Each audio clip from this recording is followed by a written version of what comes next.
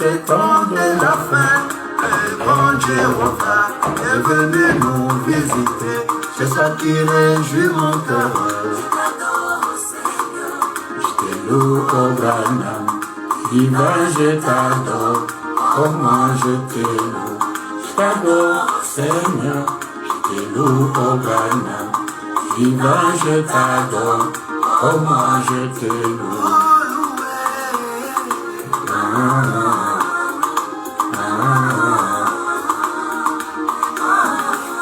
Bien, nous sommes déjà là dans notre émission. Vous qui êtes déjà habitués à nous suivre à pareille heure, chaque jeudi, 16h heure de Lubumbashi, 15h heure de Kinshasa, 16h heure de Lubumbashi bien sûr. Nous sommes là dans cette émission religieuse. Vous connaîtrez la vérité et la vérité vous affranchira. Une réalisation du Branham Tabernacle de Lubumbashi. À la présentation, le pasteur Daniel Madimba. Cette émission qui a pour but, objectif principal, chasser l'ignorance des têtes des gens en ce qui concerne la parole de Dieu. C'est pourquoi cette émission est intitulée « Vous connaîtrez la vérité et la vérité vous affranchira ». Nous sommes déjà là dans cette émission. Nous saluons tous ceux-là qui nous soutiennent. Nous pensons à frère Billy Kogolo à Kambové. Nous pensons à frère Josué Founi ici à Lubumbashi. Nous pensons à frère Didier Djanyama, bien qu'il est en voyage, il se bat pour que cette émission puisse avoir lieu et tout cela. En tout cas, que les Très-Hauts vous bénissent. Nous sommes déjà là pour ceux-là qui nous suivent à pareille heure. Nous sommes en train de parler sur la révélation du mystère de la divinité. Une chose, un grand mystère qui a échappé à beaucoup de gens. Comme William Branham le dit, que quand un mystère est révélé, un mystère c'est une vérité qui a été cachée et qui est divinement révélée, mais auquel reste attaché un élément surnaturel qui dépasse les gens. C'est ainsi que cette émission, nous sommes en train de nous entraîner, amener les gens à voir le mystère de Dieu, connaître réellement qui est Dieu, le connaître avec précision pour pouvoir l'adorer. Sinon, vous allez adorer quelqu'un d'autre qui n'est pas Dieu. Ici, nous adorons le Créateur, le donateur de la vie éternelle. C'est de lui que nous parlons. Et nous sommes arrivés à un point où nous sommes en train de parler sur la vie éternelle. Et nous prenons la Bible, comme nous lisons dans Jean au chapitre 5, au verset 24. Il est dit ceci. En vérité, je vous l'ai dit. Celui qui écoute ma parole et qui croit à celui qui m'a envoyé à la vie éternelle et ne vient point en jugement, mais il est passé de la mort à la vie. Ça, c'est Jésus qui parle, qui montre aux gens ce que c'est que la vie éternelle. Jésus dit, en vérité, ça c'est la vérité. Si vous ne voulez pas croire cette vérité, je ne sais pas. En vérité, je vous l'ai dit. Celui qui écoute ma parole et qui croit à celui qui m'a envoyé a la vie éternelle et ne vient point en jugement, mais il est passé de la mort à la vie. Donc selon Jésus, la vie éternelle, on la reçoit en croyant à celui qui l'avait envoyé. Si vous ne croyez pas en celui qui avait envoyé Jésus, vous n'avez pas la vie éternelle. Souvenez-vous que le jeudi passé, nous avons lu avec vous dans Être conduit, du 7 décembre 1965, au paragraphe 118 et 119, William Branham nous a dit que nous devons faire face à cette question de la vie éternelle. Il n'y a qu'une seule forme de vie éternelle, et elle vient de Dieu. Ce n'est que Dieu qui donne la vie éternelle aux gens, pas une autre personne. Et nous avons lu dans Exposer cet âge de l'Église, à la page 129, William Branham nous a dit qu'il y a des gens qui pensent que la vie éternelle, c'est quand on ira au ciel. D'autres qui disent que le châtiment éternel, c'est l'enfer. William Branham dit, cela fait de la vie éternelle une question de lieu géographique au lieu d'une question de personne. La vie éternelle, c'est une question de personne. Vous devez connaître la personne qui est la vie éternelle. La personne qui possède la vie éternelle. La personne qui donne la vie éternelle. Ce n'est pas un problème de lieu géographique. Oh, quand nous irons au ciel, frère, c'est alors que nous aurons la vie éternelle. Non, non, non, non, non, non, non. La vie éternelle, vous devez connaître la personne qui est la vie éternelle.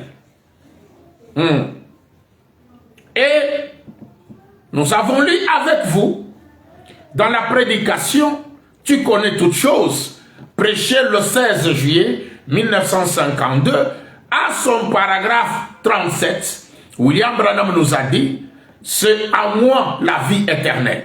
Donc nous comprenons que la vie éternelle est dans la personne de William Marion Branham. C'est cette personne de William Marion Branham qui est la vie éternelle.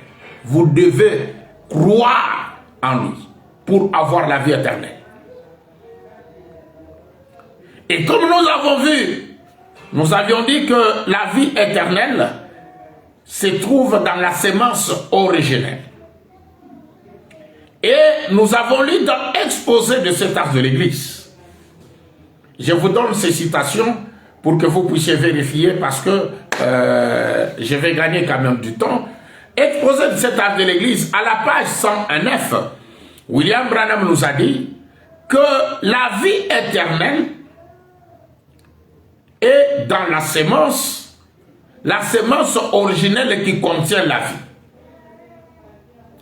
C'est pour cela qu'il a dit que la vie est dans la sémence originelle. Et cette sémence originelle, pour la connaître, il marche dans les 7 chandeliers d'or. Et beaucoup de gens ont dit c'est Jésus qui marche dans les 7 chandeliers d'or. Or, celui qui marche dans les 7 chandeliers d'or, il est le premier et le dernier. Ce titre de premier et dernier parle de l'éternité. Il est le possesseur du temple des dieux, cet homme qui marche dans les 7 chandeliers d'or. C'est lui qui gouverne le temple des dieux, qui gouverne l'église. C'est lui qui y est adoré. Il a horreur que quiconque prenne la position de Seigneur et de l'autorité qui lui revient.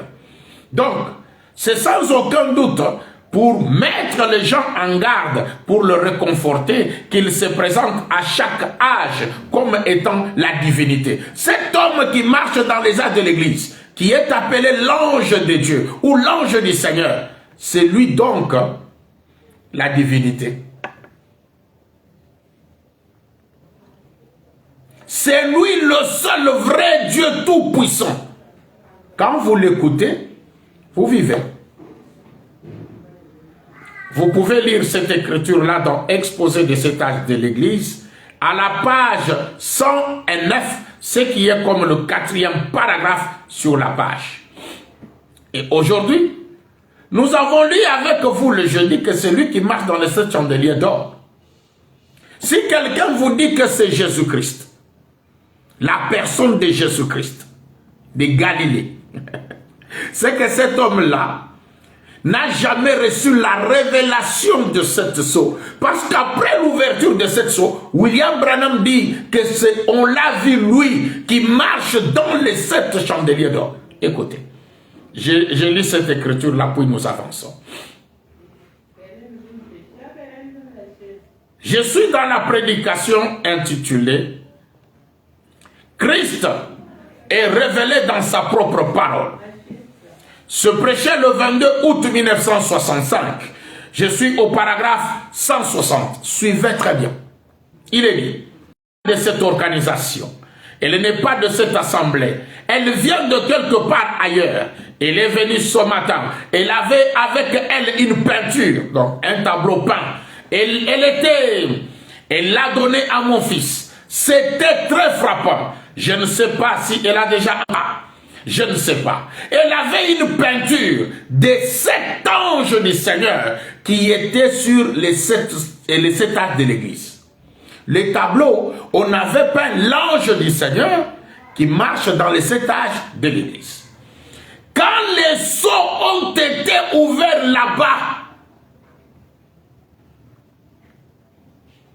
quand cela se produit, elle a dit que lorsqu'elle a regardé en arrière, et c'est ce qu'elle a vu dans le ciel en rêve, ce que cette femme a vu, les tableaux qu'elle a amenés, c'est quelque chose qui s'est produit.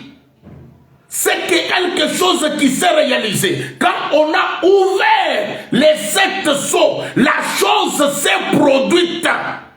C'est une réalité, pas une illusion. Quelque chose qui s'est produit, quelque chose qui s'est passé réellement. Oh, écoutez, il dit, quand les sceaux ont été ouverts là-bas, quand cela se produit, elle a dit que lorsqu'elle a regardé en arrière, c'est ce qu'elle a vu dans le ciel en rêve.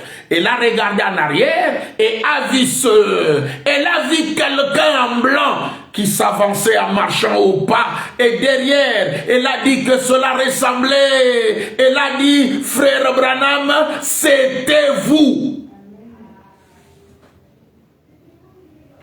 Donc, si quelqu'un continue à vous dire aujourd'hui que celui qui marche dans les âges de l'église c'est Jésus-Christ, c'est que cette personne-là ne connaît pas ce qui se produit après l'ouverture de cette sceaux. Ça, c'est quelque chose qui s'est produit. La chose s'est réalisée. Quand cette femme a regardé en rêve, elle a vu que celui qui marchait dans les âges de l'église, après l'ouverture des sceaux, ce n'est rien d'autre que William Marion Branham. C'est pourquoi William Branham dit, tout ce que les gens avaient avant l'ouverture des sceaux, la connaissance que les gens avaient avant l'ouverture de cette sceaux, ils ne faisaient que présumer. Ils ne connaissaient pas la réalité. Écoutez. C'est pourquoi nous sommes derrière Branham. Voilà pourquoi la sœur a dit, elle a dit, frère Branham, c'était vous. Elle a dit que je me suis avancé en marchant au pas. Elle a dit, derrière vous, il y avait des gens de différentes couleurs, portant des bannières de la Géorgie, de l'Alabama, de différents endroits, s'avançant au pas, s'élevant vers la tête, là où Christ était révélé dans la vision. Vous comprenez le Christ qui est révélé dans la vision? C'est William Marion Branham. C'est là que nous avançons. Oh, alléluia. Nous sommes dans les derniers jours. Dans les dernières heures du jour.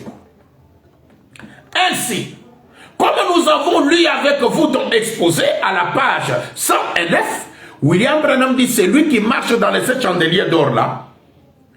C'est lui le propriétaire de l'église.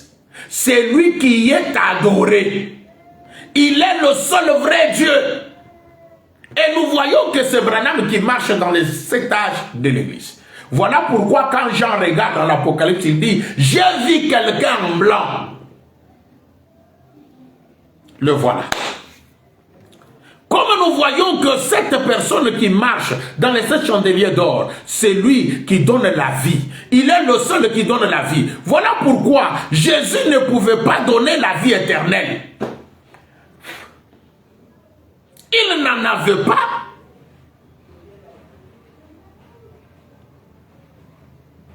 William Branham dit, je suis dans Élie et Élisée. Nous avons déjà lu avec vous dans la parole parler la sémence originelle, première partie. À son paragraphe 97, William Branham nous a dit, par contre, ce qui est originel à la vie, elle se reproduit. J'espère que vous le voyez maintenant. C'est ce qui est originel qui a la vie. Voilà pourquoi William Branham est venu. Il a prêché le message, la parole parlée et la sémence originelle. C'est cette parole parlée, le message parlé, prêché par William Marion Branham, qui est la parole originelle qui donne la vie. Sans cela, c'est la mort. Écoutez, je suis dans Élie et Élisée, prêché le 4 mars 1953, à son paragraphe 36. Une femme est venue demander la vie éternelle de ses enfants à Jésus.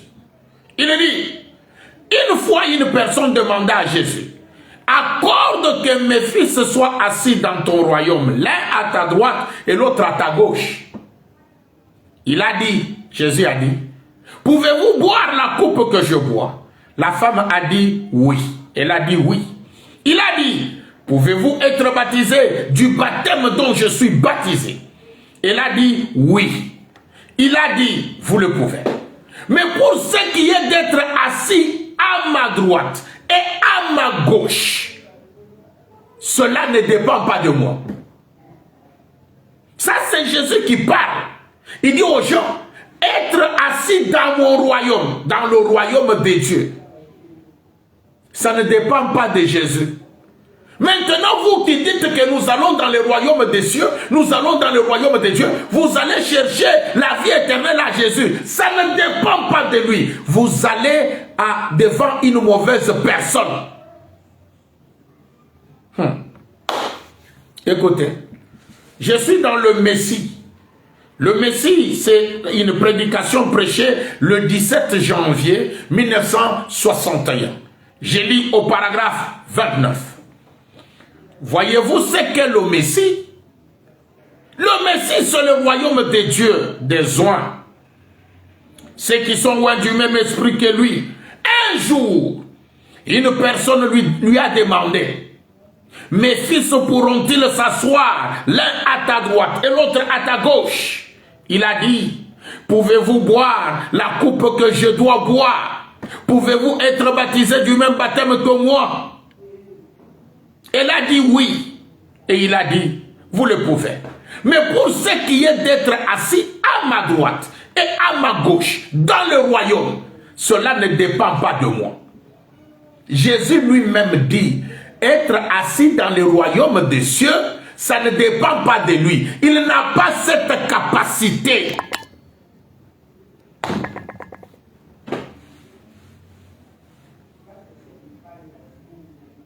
C'est là où se trouve le problème. Voilà pourquoi cette émission est très importante pour chasser l'ignorance des têtes des gens, pour qu'ils voient la vérité, que cette vérité les affranchisse. William Branham dit.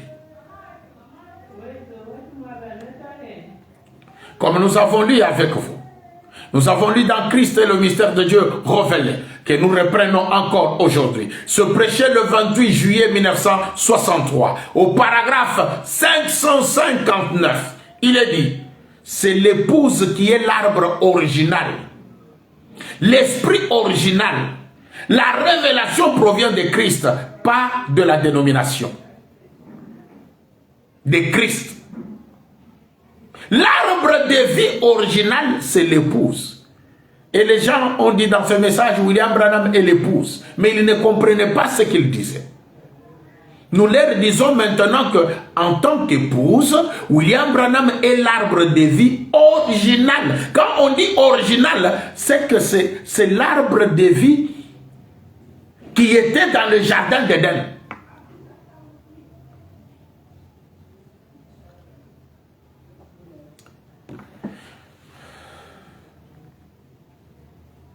Nous avons lu avec vous dans ce jour-là sur le calvaire. En commençant au paragraphe 129. Là où Jésus avait promis que l'œuvre plus grande. William Branham explique cela, interprétant cela en disant que l'œuvre plus grande, ce n'était pas avoir de la puissance pour guérir les malades et chasser les démons, non. Mais c'était de transmettre la vie éternelle aux croyants. Ce que Jésus n'a jamais fait, transmettre la vie éternelle aux gens, ça, il ne l'a jamais fait. Mais Jésus a dit que le Saint-Esprit allait venir. C'est pourquoi il a dit dans Jean, il vous est avantageux que je m'en aille. La venue du Saint-Esprit, c'est l'avantage du départ de Jésus. L'avantage que le peuple de la terre devait avoir. Il fallait que Jésus quitte la terre, qu'il s'en aille, pour que le Saint-Esprit vienne, afin que la vie éternelle soit transmise aux gens. Je lis cela rapidement. Ce jour-là sur le calvaire, prêché le 25 septembre 1960, paragraphe 129. Maintenant remarquez, les œuvres les plus grandes, c'était d'avoir la puissance dans l'église. Non seulement de guérir les malades par la prière, de chasser les démons par la prière, mais de transmettre la vie éternelle aux croyants. Le Saint-Esprit allait venir et serait remis dans les mains de l'église pour transmettre la vie. Il fallait la venue du Saint-Esprit pour transmettre la vie. Si vous ne connaissez pas le Saint-Esprit, vous n'aurez pas la vie éternelle. Oh! C'est ça que le calvaire a signifié. Il a pris possession d'hommes et de femmes avilis, dégradés, et les a élevés jusqu'à cette position d'être des fils et des filles de Dieu, de guérir les malades et de transmettre la vie en donnant le Saint-Esprit à des croyants obéissants. Des hommes qui étaient autrefois des incroyants deviennent des croyants et transmettent la vie spirituelle éternelle. Combien plus grand est-ce de dire? Cette femme, malade couchée ici, je peux faire une prière de la foi, elle sera guérie. C'est une grande chose. C'est ça qu'il faisait à l'époque. Mais il a dit, vous en ferez de plus grandes. Je vais vous donner de la puissance, non seulement de mais de lui donner la vie éternelle, celle qui sera éternelle pour toujours. Pauvre, misérable, aveugle, comment faites-vous pour manquer ça?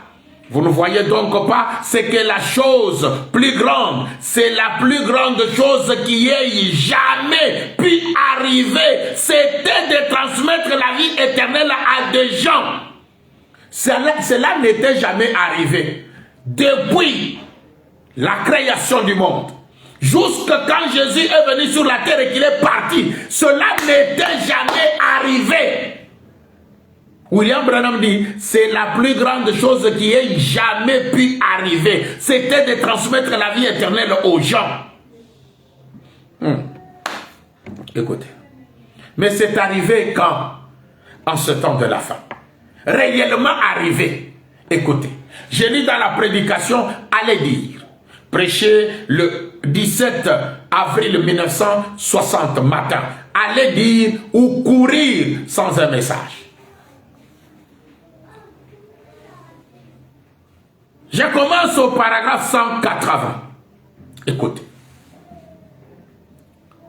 À ce moment-là, la puissance de Dieu a frappé cet endroit. William Branham était chez Hattie Wright avec d'autres frères en train de manger. Et pendant qu'ils étaient en train de manger, ils étaient en train de partager, de parler. Il a dit à Hattie, là quand j'étais dans le bois, il disait à tout le monde là-bas que j'ai créé les écureuils par la parole. Et quand il a dit que j'ai créé, même un diacre qui était là, le diacre de l'église, a douté. Mais la sœur Hattie a dit, ce n'est rien d'autre que la vérité. Quand elle a dit ça, William Branham dit, à ce moment-là, la puissance de Dieu a frappé cet endroit-là. Et je n'ai jamais senti une telle onction. Quand cela est arrivé, j'ai dit, Hattie, ainsi dit le Seigneur, demande ce que tu veux. Peu importe ce que c'est, Dieu m'a donné l'autorité de te donner les désirs de ton cœur maintenant même. Si tu demandes des millions de dollars, tu peux les avoir. Demande que cette petite fille estropiée se lève et marche. Cela va lui arriver. Demande n'importe quoi. Il a dit, que puis-je demander, frère Branham? J'ai dit, tout ce que tu désires, car ainsi dit le Seigneur. Oh, quel sentiment! Il a regardé tout autour, son père âgé, aux cheveux grisonnants, qui était presque ramené d'entre les morts, était là, sa mère âgée, maladive, elle était là, sa petite sœur et son pied étaient assis là. Donc, même si elle avait demandé que son père et sa mère soient rajeunis, ça c'est qui? Les dieux qui avaient rajeuni Abraham et Sarah. Il dit, 183. Mais elle a choisi la chose juste. Et là, elle avait deux garçons adolescents qui étaient dans cet état-là d'irréflexion. Son précieux mari était déjà parti dans la gloire. Elle était une chrétienne qui attendait. Mais ses fils n'étaient pas de chrétiens. Elle a dit, les âmes de mes deux fils, que Dieu bénisse son cœur. J'ai vu cela se produire dans la maison de Hati. Là, je suis remonté au paragraphe 170. J'ai vu cela se produire dans la maison de Hati. Combien ont déjà entendu l'histoire des écureuils et de la jeune fille, la petite femme, la toute première personne, suivez bien, la vie éternelle qu'on donne à Hati pour ces enfants-là, c'est la toute première personne à ce que nous sachions depuis le temps des disciples à qui il a été donné le privilège de dire, demande ce que tu veux pendant que vous êtes là. Avez-vous déjà entendu cette histoire? Avez-vous déjà vu cette femme? Combien l'ont jamais vue et aimeraient voir la femme sur qui cela est arrivé? Nous, Hati, voudriez-vous vous mettre debout? La voilà.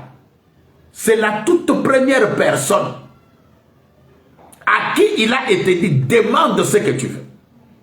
Il a demandé la vie éternelle de ses deux enfants. Ce que Jésus ne pouvait pas donner, comme il avait dit que cela ne dépend pas de moi. Mais Hati a demandé. Qu'est-ce qu'elle a demandé? Cela n'était jamais arrivé depuis le temps des disciples. C'est que depuis le temps de Jésus. Donner la vie éternelle. Transmettre la vie éternelle. Non, cela ne pouvait pas se faire. Mais en ce temps de la fin, cela se fait. Il n'y a que Dieu qui donne la vie. Écoutez. Je serai avec toi comme j'ai été avec Moïse. Prêché le 11 septembre 1960 matin. J'ai lu le paragraphe 172 et 173. Et 174 et 175. Je vais arriver jusqu'à 176. Je pars de 172 à 176. Et la chère petite Hati White est assise là-bas au fond de la salle. Son cœur n'est pas attaché aux choses du monde. Elle croyait. Elle a dit, frère Branham, ce n'est rien d'autre que la vérité. Elle a dit, ce n'est rien d'autre que la vérité. Elle ne le disait pas simplement d'ici, donc de la bouche. Dieu parlait dans son cœur. J'ai dit, Hati, demande ce que vous voulez. Demandez ce que vous voulez, je vous les donnerai. Je vous les donnerai. Elle a dit, que dois-je demander? J'ai dit, vous avez une mère, un père et une mère âgés présents ici. Vous avez une sœur infirme. Elle est toujours assise dans cette chaise. Vous pourriez demander à sa faveur. Vous pourriez demander en faveur de votre mère et de votre père. Vous êtes pauvre. Vous n'avez pas d'argent. Demandez ce que vous voulez. Elle a dit, eh bien, je ne sais pas quoi demander. Elle a dit, je ne le sais tout simplement pas. Elle a dit, mon plus grand désir, c'est le salut de mes deux garçons. J'ai dit. Elle a demandé quoi? Le salut, la vie éternelle de ces deux garçons.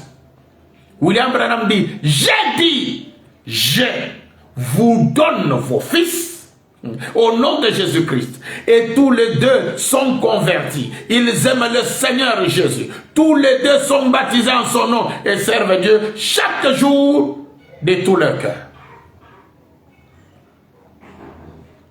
La vie éternelle n'a pas seulement été donnée aux enfants de Hattie White, les deux garçons là.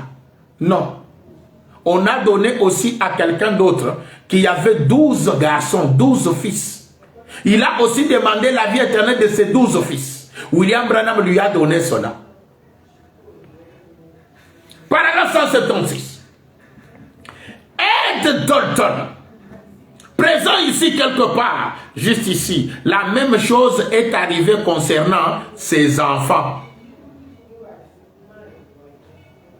Mais qui est celui-ci qui donne la vie éternelle aux enfants des autres?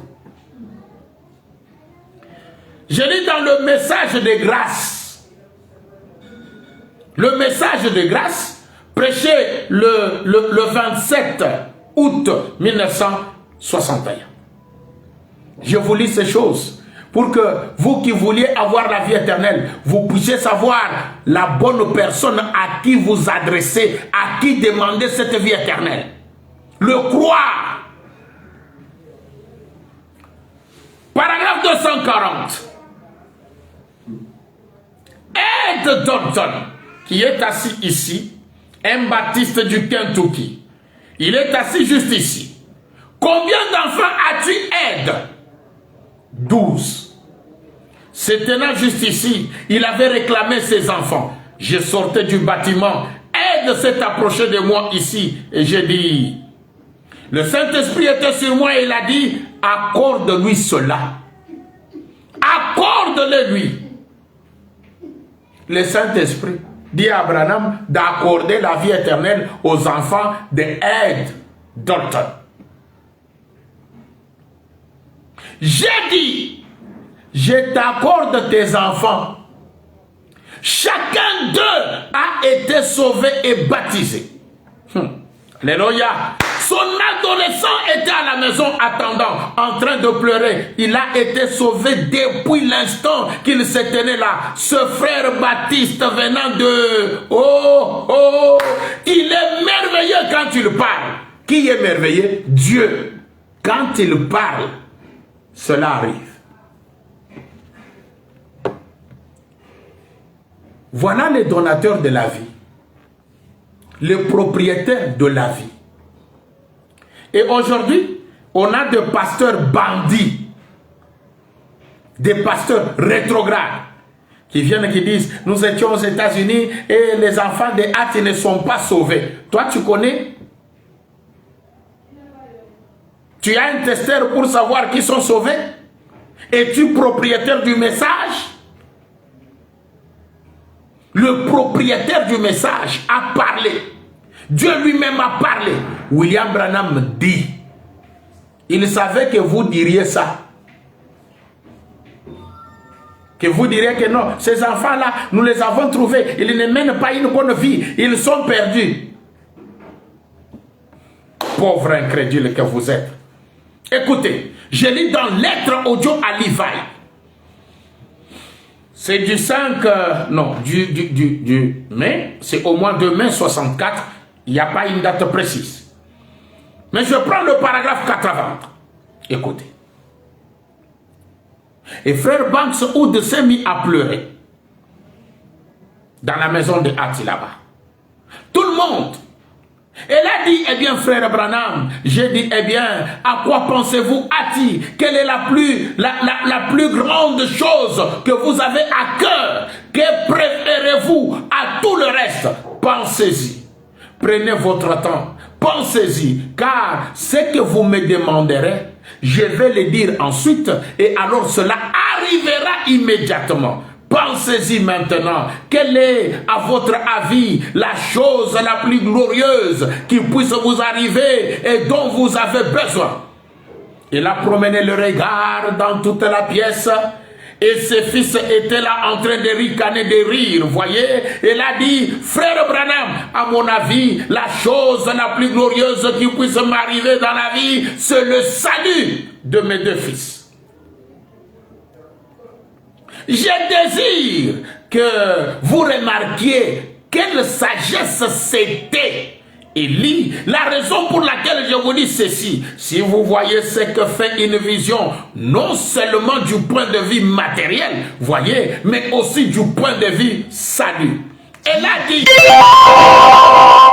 j'ai dit, sœur Hattie, sur l'ordre de Dieu, je vous donne vos deux fils comme des personnes sauvées au nom de Jésus-Christ. Et tous les deux sont tombés sur les genoux de leur mère, criant à tue-tête. Il y a de cela environ 3 ou 4 ans. Ce sont toujours des garçons chrétiens, humbles, doux, ordonnés jusqu'à ce jour.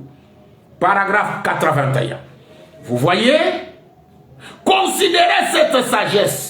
Dieu savait ce qu'elle allait demander. Sa petite sœur qui était assise là, bien qu'étant infirme, pouvait être guérie à ce moment-là, mais sa petite sœur était déjà sauvée. Voyez, elle a demandé, voyez, elle a demandé quelque chose qui demeurera jusque dans l'éternité. Voyez, le salut de ces deux fils durera jusque dans l'éternité. Mais qui es-tu, toi, un prédicateur rétrograde, incrédule, pour dire que ces enfants-là ne sont pas sauvés? As-tu déjà été même au ciel en rêve? Et que tu les as cherchés là-bas, tu ne les as pas vus. Ah, l'incrédulité va vous tuer. L'incrédulité va vous tuer. On ne doute jamais de la parole de Dieu. On ne doute jamais de la parole d'un prophète. La parole de William Marion Branham, il est la seule personne. Quand il parle, personne et alors personne ne peut contredire. Je suis dans le roi rejeté. Le roi rejeté ou l'adoption, partie 1, prêché le 15 mai 1960 à son paragraphe, non, à la page 27. La vie éternelle n'a pas seulement été donnée aux enfants d'Atiroïte et aux enfants de Ed Dalton.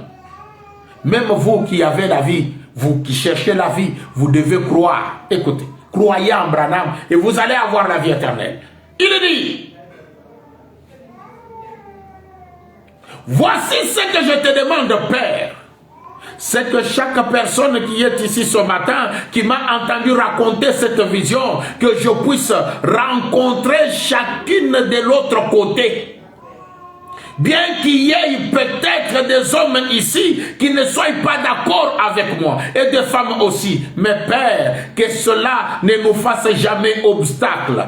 Puissions-nous les rencontrer là-bas alors qu'ils courront et aussi et que nous nous éteindrons en disant, nous nous entraînerons en disant, notre précieux frère, que cela se passe tel que montrait la Seigneur pour chacun.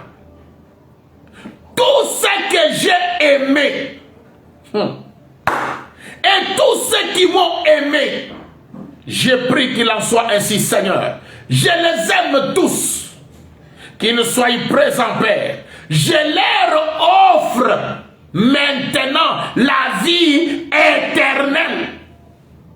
Puissent-ils faire leur part afin de l'accepter? Car je le demande au nom de Jésus. Amen. Bien que vous ne pouvez pas être d'accord avec Branham ou d'accord avec nous quand nous lisons ces Écritures, lui dit que cela doit être ainsi. Tout ce que Branham a aimé et tous ceux qui aiment Branham, on n'a pas dit d'aimer Jésus ici. Il s'agit d'aimer Branham. Pour avoir la vie éternelle, vous devez aimer Branham. C'est ce qu'il aime. Et ce que Branham aime, il leur offre la vie éternelle. Voilà pourquoi il fallait que Jésus s'en aille, que Branham vienne pour transmettre la vie éternelle. Voilà celui qui transmet la vie éternelle. Voilà la personne qui donne la vie éternelle. Alléluia. Mais dites Amen.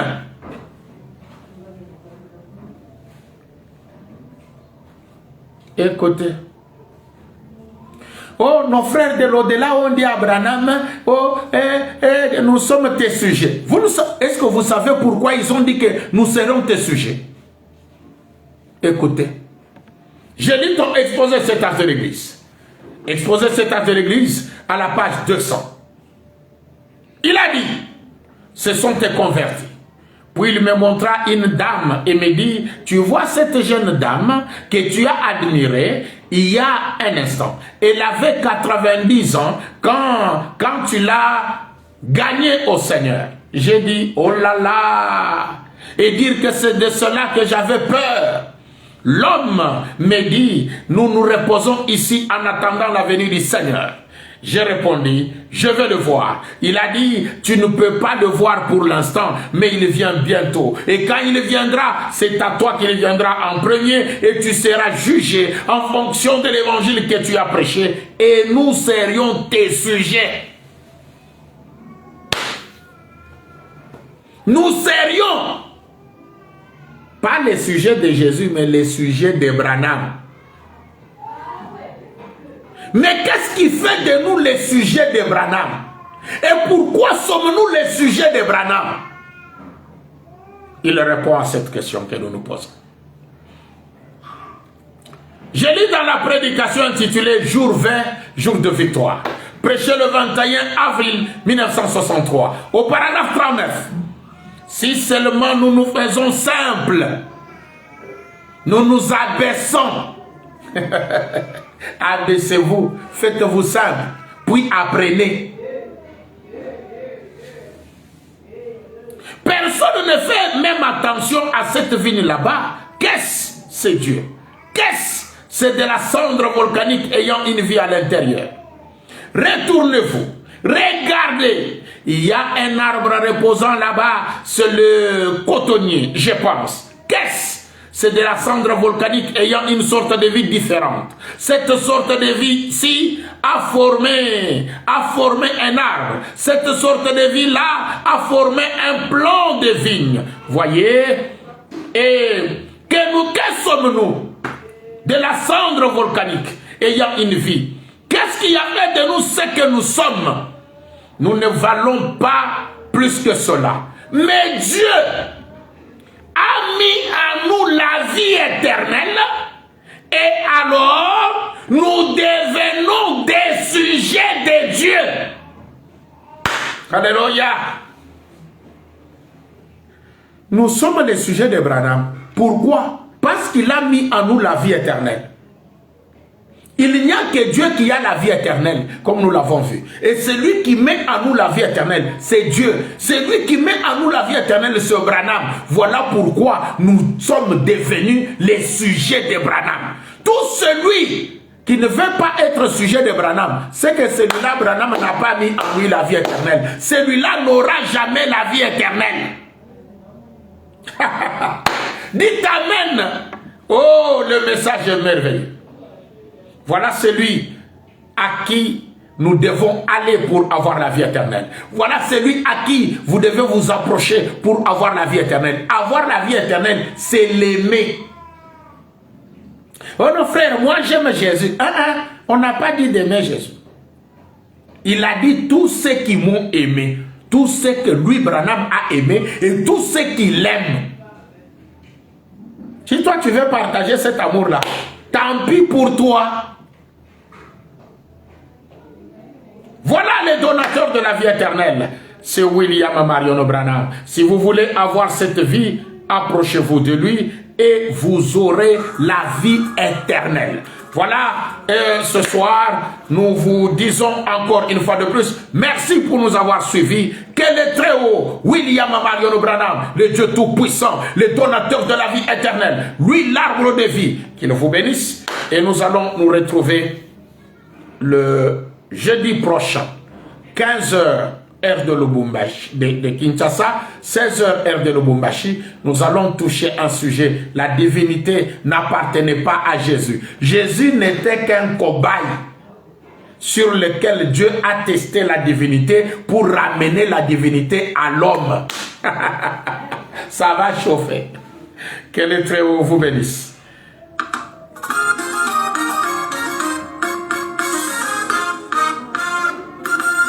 Ciel a gagné.